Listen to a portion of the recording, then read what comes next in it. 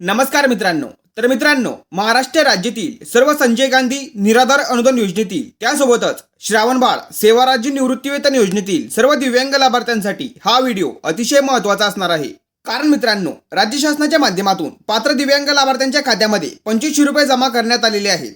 तर काही लाभार्थ्यांच्या खात्यामध्ये 2500 रुपये आणि काही लाभार्थ्यांच्या खात्यामध्ये फक्त 1500 रुपये जमा झालेले आहेत। आणि या संदर्भात अनेक लाभार्थ्यांच्या माध्यमातून प्रश्न विचारला जातोय की आम्हाला फक्त 1500 रुपये जमा झाले, 2500 रुपये का जमा झाले नाहीत आणि दिव्यांग असूनही आम्हाला फक्त 1500 रुपये आमच्या खात्यात जमा झाले आहेत।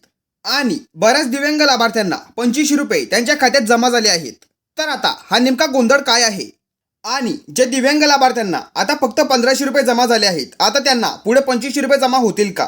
आणि त्यासोबतच ज्यांना आता फक्त 1500 रुपये जमा झाले आहेत त्यांनी आता पुढे काय करायचं, याबद्दलची संपूर्ण माहिती आपण आजच्या व्हिडिओच्या माध्यमातून जाणून घेणार आहोत। त्यामुळे हा व्हिडिओ शेवटपर्यंत बघायचा आहे। चॅनलवरती जर नवीन असाल तर चॅनलला सबस्क्राईब करा। अशाच महत्त्वपूर्ण माहितीसह व्हिडिओ आपल्या चॅनलवरती येत असतात। तर मित्रांनो, बच्चूभाऊ कडू यांच्या आंदोलनामुळे दिव्यांग लाभार्थ्यांना 2500 रुपये जमा झाले, परंतु अनेक दिव्यांग लाभार्थ्यांना फक्त 1500 रुपये जमा झालेत।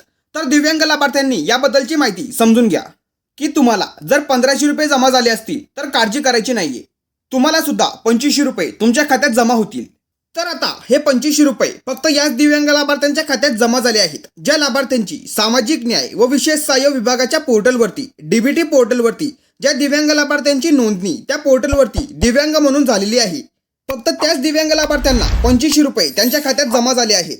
म्हणजेच संजय गांधी निराधार व श्रावणबाळ योजनेचा लाभ याआधी तुम्ही जर दिव्यांग म्हणून घेत असाल तर त्याच दिव्यांग लाभार्थ्यांना 2500 रुपये जमा झाले आहेत।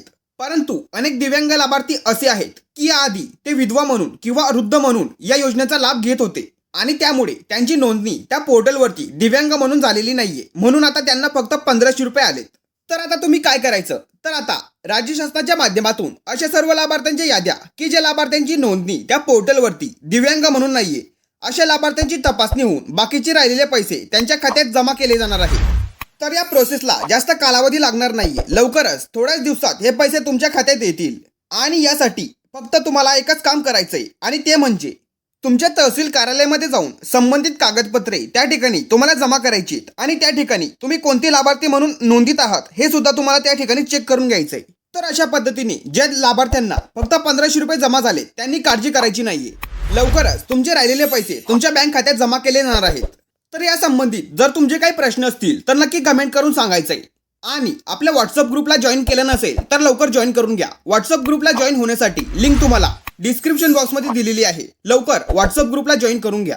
महत्त्वपूर्ण हा व्हिडिओ सर्वांना शेअर करा आणि चॅनलवरती जर नवीन असाल तर चॅनलला सबस्क्राईब करा। अशाच महत्त्वपूर्ण माहितीसह व्हिडिओ आपल्या चॅनलवरती येत असतात।